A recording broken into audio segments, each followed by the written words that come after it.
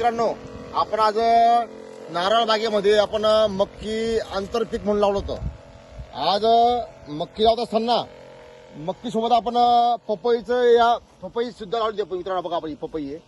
आपण नारळामध्ये आंतरपीक पपई, मक्की आणि नारळ असं एक मिश्र पिकाचा प्रयोग केला होता. आज आपल्याला मक्कीला तण झालं असल्यामुळे आपण मक्कीला तणनाशकाचं नियोजन केलं होतं. तणनाशक मारत असताना आपल्या पपई पिकावर तणाचा प्रादुर्भाव होऊ नये, तणनाशकाचा, त्यासाठी आपण एक जुगाड केला मित्रांनो. आणि ह्या जुगाडच्या माध्यमातून आपण असं ग्लासच्या माध्यमातून पपईला आपण संरक्षित करून ते तणनाशक मारण्याचा प्रयत्न केला आहे, जेणेकरून आपल्या पपई पिकावर तणनाशकाचा प्रादुर्भाव होणार नाही आणि आपलं पीक चांगल्या पद्धतीने सुदृढ राहील. यासाठी आपण हा जुगाड केला आहे शेतकरी मित्रांनो. आणि असे ग्लास ठेवून आपण आपल्या पिकाचं संरक्षण केलं आहे.